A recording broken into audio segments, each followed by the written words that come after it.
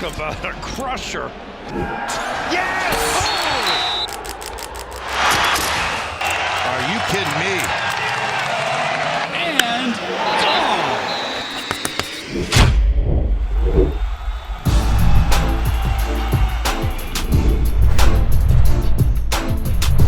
Welcome back to the Schoolyard Sports Lane Frank podcast. On the host of this podcast, Lane Frank, we're now on episode number 22. We are 22 episodes through, and there's going to be a lot to unpack in this episode. The Super Bowl champions, the Tampa Bay Buccaneers, have won the Super Bowl. Tom Brady has won the 7th Super Bowl of his career. Trevor Bauer signed with the Dodgers. There's going to be a lot more to unpack in this episode. Schoolyard Sports Lane Frank, episode number 22. Let's get into it.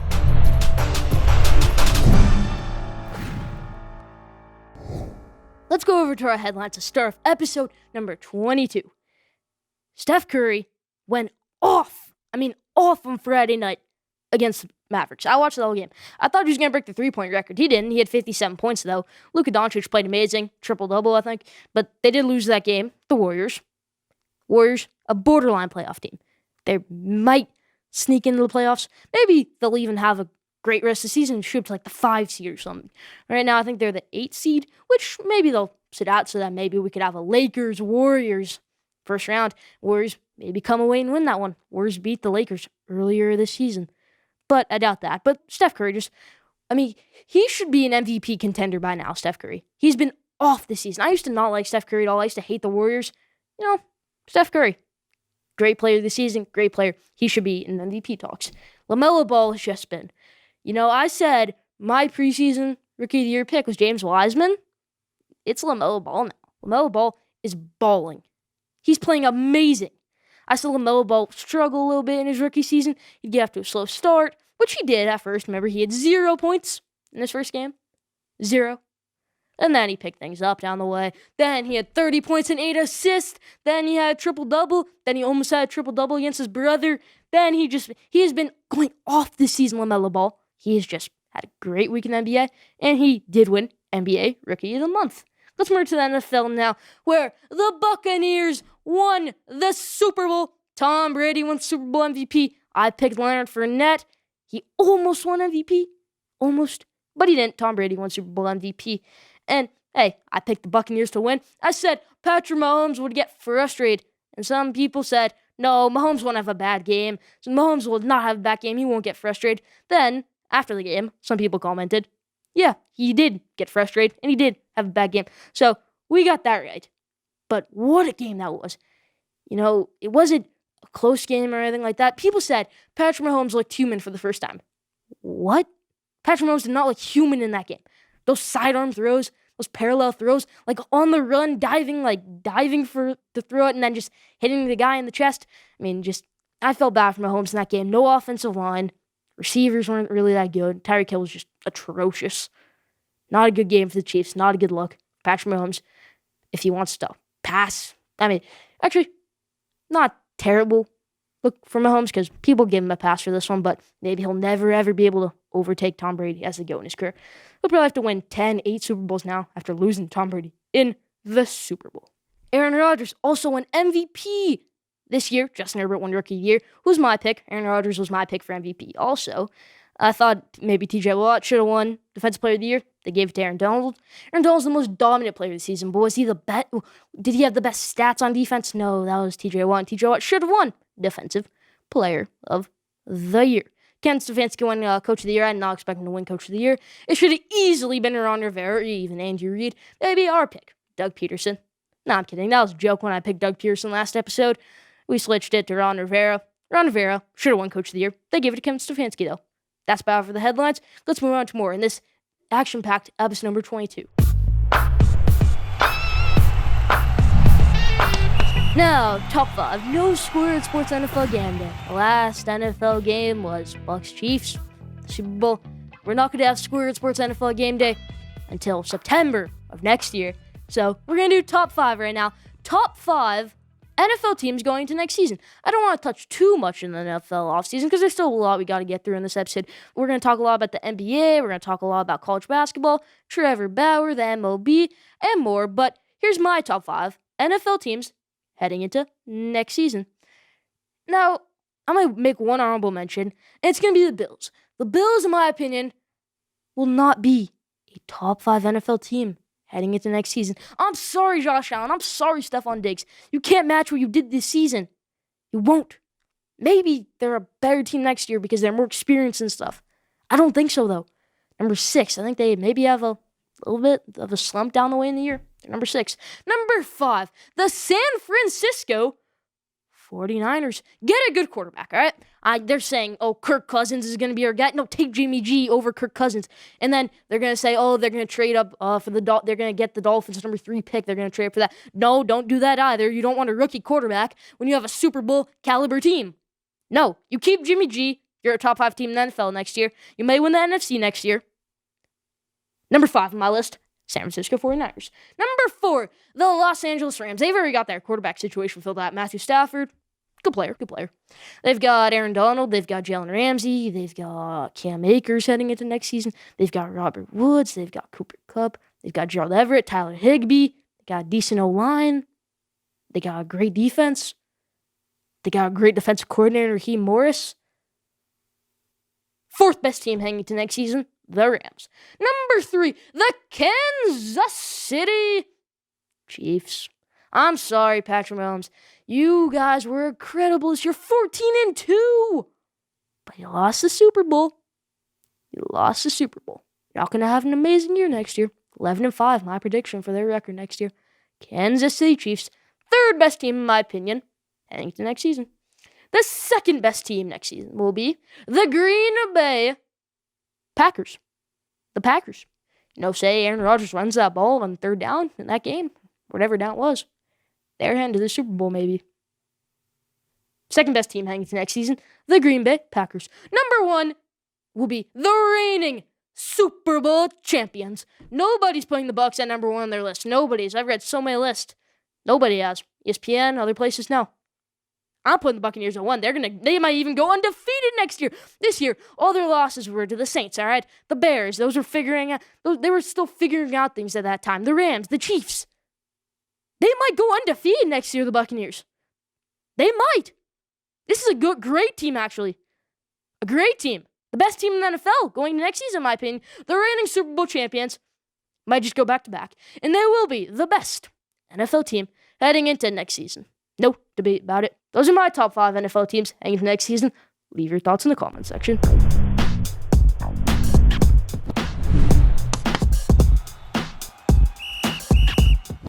Now, MVP, LVP. You already know who my MVP is going to be.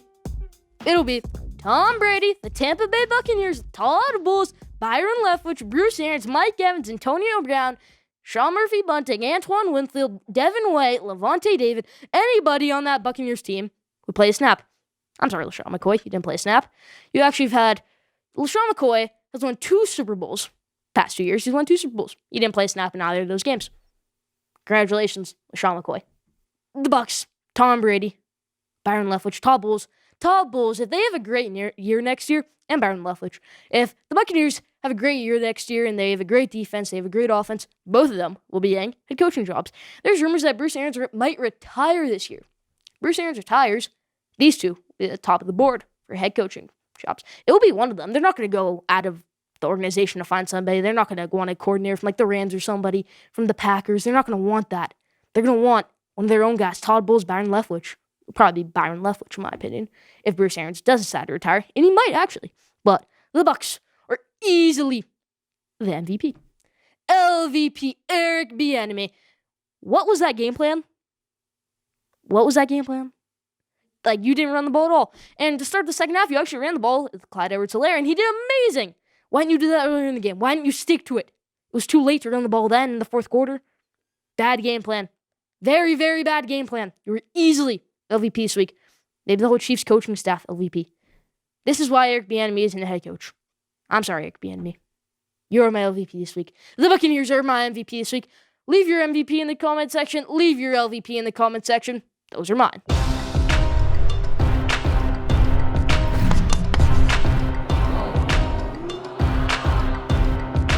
Now, did you know? Today's Did You Know?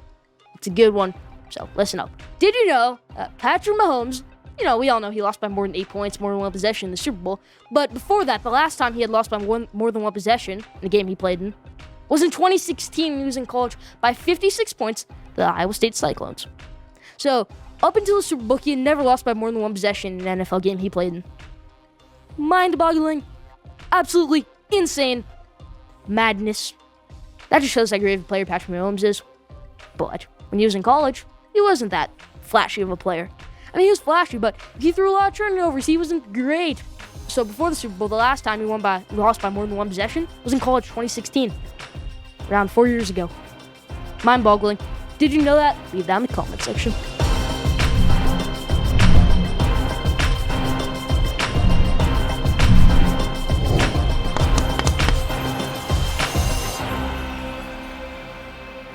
Now, college basketball madness.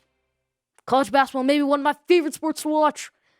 The best playoff system in any sports league ever. Maybe just amazing sport. Now the NFL is coming to an end. We're going to talk a lot more about college basketball, stuff like that, NBA, other things. So, the college basketball, the NCAA, the AP Top 25 this week was absolutely horrendous, in my opinion. The top 5, I didn't like it at all. So, here's what my AP Top 25 would look like right now. Not my top 5, just, Number 1, Baylor. Baylor is, in my opinion, 1 million miles ahead of Gonzaga. I'm sorry, Gonzaga. Andrew Nembhard, Corey Kispert, Drew Timme, Mark Few, their head coach. I'm sorry. I said it last week also. Baylor is still the best team in college basketball, led by a great coach in Scott Drew, Jared Butler, their point guard. Great players on that team. They're the best team in college basketball. They've had a harder non-conference schedule than Gonzaga. Gonzaga, yeah, they had a good non-conference schedule, but those teams that they beat, like Iowa's collapsed. They just, full collapse Iowa's had. So that game doesn't look good on your resume anymore, even though they beat them. Not a great team anymore, Iowa. So, Baylor is the best team in college basketball. They would be number 1 for me. Number 1. Number 2, Gonzaga. All right. Number 2, Mark Few. Great recruiting class. Getting Jalen Suggs, highest ranked recruit ever in Gonzaga history. Getting good transfer in Andrew Nembhard. Finding good players like Corey Kispert, Drew Timme. But no, you're not the best team in college basketball. Even though you're ranked number 1, you're not the best team. You're number 2. No debate about it. Number 3, my Michigan Wolverines. I'm thinking, are they ever going to play again? I mean, they haven't played in weeks and they've had no positive cases. Yet, Michigan governor says, no, let's put a shutdown on the athletic department, even though they have 0 positive cases. I think they play February 18th, somewhere around there, but number 3, Michigan Wolverines. Number 4, Villanova. Villanova is number 5 right now, I think. Villanova should be number 4 over Ohio State. Why is Villanova not number 4? I know they lost earlier in the week. Cool. You don't drop them down 2 spots for that. They have 2 losses on the year. You don't put a 4-loss Ohio State team ahead of them. You just don't do that. Villanova is the 4th best team in college basketball this year, led by a great coach in Jay Wright. Number 4. Number 5, the Ohio State Buckeyes. Okay. That team, not going to say their name any more times this episode. They are the 5th best team in college basketball.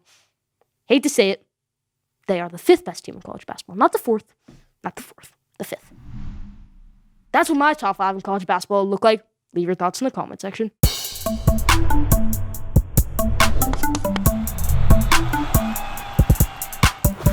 Now, around the bases. We are making the return.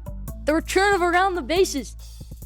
I think the last time we did it was when the Dodgers won the World Series. The return of around the bases, everybody. Long awaited. Let's hop into it. Trevor Bauer signing with the Dodgers. Breaking my heart as a Mets fan. Why did he choose the Dodgers? The Mets may have a better shot to win the World Series next year than the Dodgers. Hot take. That may just be me being a biased Mets fan, but maybe. The Mets made you a bigger offer. It fits better for you in New York. Why choose the Dodgers? Why? Literally makes no sense. There really should be a salary cap in MLB. They've got Mookie Betts with a $350 million contract. They've got Kershaw with a huge contract. David Price with a huge contract. Walker Buehler. They've got Trevor Bauer with a huge contract. Cody Bellinger. It's unfair. The Dodgers might be like the Yankees this year. They might be one of the best teams ever this year, Dodgers. They might be. Pains me to say as a Mets fan. They might be. Why did Trevor Bauer go to the Dodgers, though? Why not go to the Mets? New York. Metropolitan area. You should have gone to the Mets, but chose the Dodgers. That's his choice. Man, watching that YouTube video, he posted it. Posted his YouTube video on his YouTube channel. At the end, I thought he was going to put on a Mets jersey. He put on a Dodgers jersey. Chose the Dodgers. But that's not the only news in the MLB. James Paxton, he's still unsigned, and he's from Toronto. He's from Canada. Just go to the Blue Jays. Blue Jays are going to be stacked this season. They've got George Springer, a couple other guys, and Jin Ryu. Go to the Blue Jays. It's a perfect fit. Leave the Yankees. Yankees in the playoffs last year, I said the Yankees are going to win the World Series. Then I think 2 days later, they proceed to lose to the Rays in Game 5. James Paxton should go to the Blue Jays. Justin Turner, I think he fits in Milwaukee perfectly with the Brewers. No one here knows, obviously, we know he got traded to the Cardinals. So, MLB hot stove back on. Still a couple good free agent names out there. Like I said, James Paxton, Justin Turner. I think Yadier Molina, I think he's signed a deal this week that returned to the Cardinals. So, a lot of news coming out in the MLB. That's about for Around the Bases this week.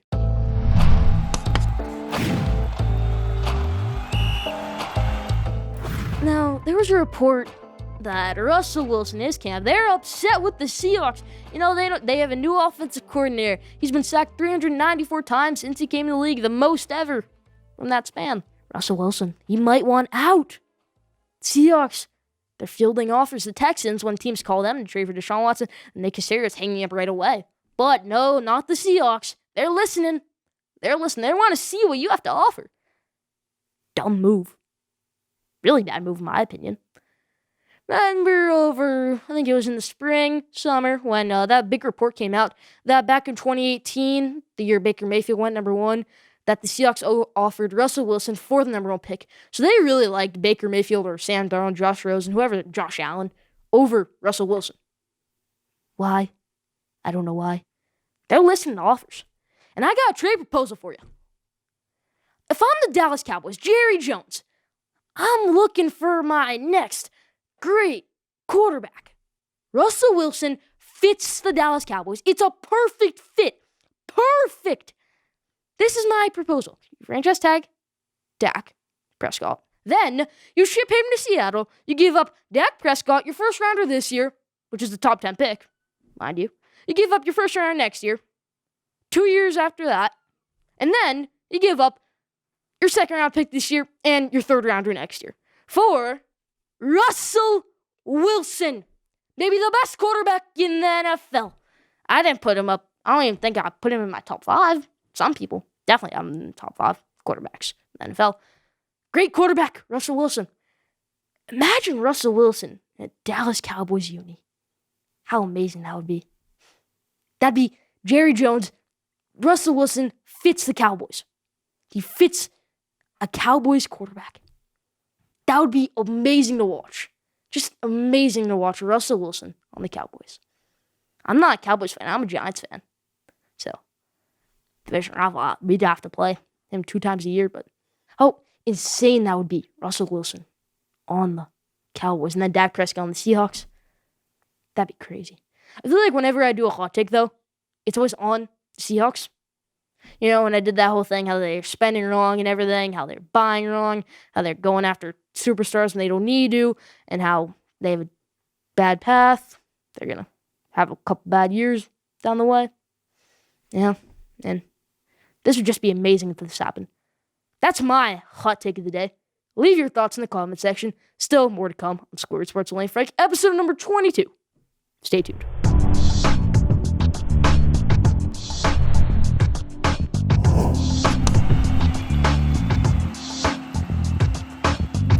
Now, let's do our NBA rundown.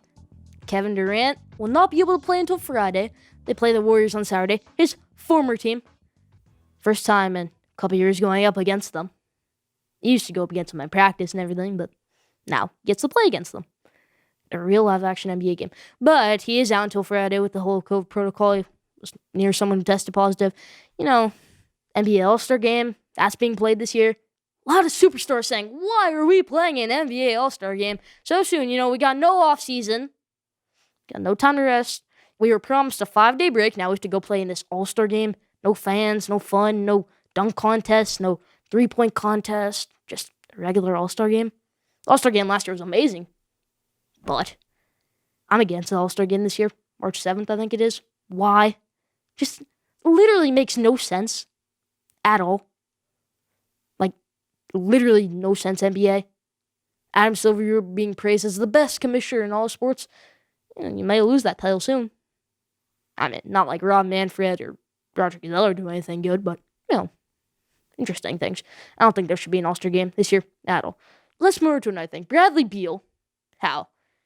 He's upset. He's not really upset with the Wizards. He's just upset with the team. He's not upset. He loves playing in Washington, D.C. He loves being on the Wizards. He's just disappointed that when he drops 50 points, they're not going to do anything to help him there. He's not going to ask for a trade. He's not going to. He's just upset how the team's playing, how Russell Westbrook's been playing. He's been amazing this season, Bradley Beal. He should be maybe even in MVP talks. Maybe. But let's jump into a new thing in the NBA. My pretenders and my contenders, who I think are the pretenders in the NBA, who I think are the contenders in the NBA. The Sixers, I'm only going to do a couple teams. The Sixers, they're contenders. I used to think they were pretenders, but they are contenders. The Suns, contenders, all right. They're going to get to the conference finals, but they're going to lose to the Lakers. Good team, Suns. No debate about it. Now, the Clippers. I'm not buying into the Clippers. I won't buy into the Clippers for a while. I'm not going to buy into the Clippers. No. They'll get eliminated before the conference championship. The Nets, contenders. Contenders. They won't make the finals, though, but they are contenders. They will make the Eastern Conference Finals, so that makes them contenders. The Celtics, contenders. Real contenders. Title contenders. In my opinion. Second best team in the NBA, in my opinion. No debate about it. The Bucks, last team. Pretenders. Easily pretenders. This is an easy one. Pretenders. They're going to make it maybe to the conference finals. They might. But after that, no. I'm sick of the Bucks. I'm not happy with them. I don't know why he signed that extension. But that was his choice. But those are my contenders in the NBA. Those are my pretenders. A lot that we got through in our NBA rundown. We're going to do this a lot. Future episodes. Now we have no Schoolyard Sports NFL Game Day. My NBA rundown of the week. Leave your thoughts in the comment section.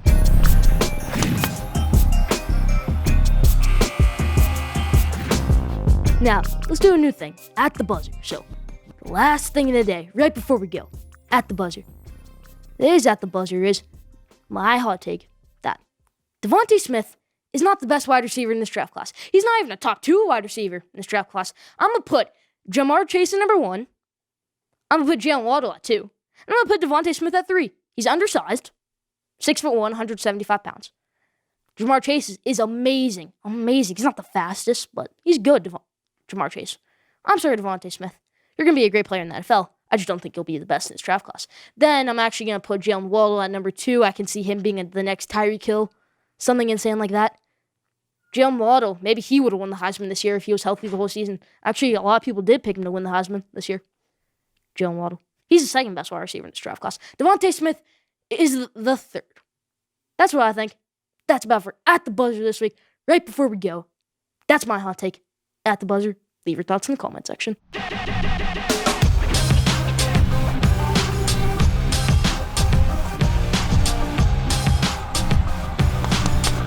Now, question of the day. Today's question is, who will be the biggest disappointment in the NFL next year? Some people are saying the Ravens. Some are saying a couple other teams. I'm going to put the Raiders. I think the Raiders have a terrible season next year. A terrible one. That's a hot take. I know they got good players like Darren Waller, Josh Jacobs, Derek Carr, Jonathan Abram, a couple other players. I don't care about that. I really don't care. I know they have good coach in John Gruden. I think he gets fired after this year if they have a bad year. I think they finished 4-12. I think they have a terrible... Actually, let's boost that up to 6-10. They have a terrible year, the Raiders. Some people are picking them to make the playoffs. Some maybe the conference championship game. I've heard one person say Super Bowl.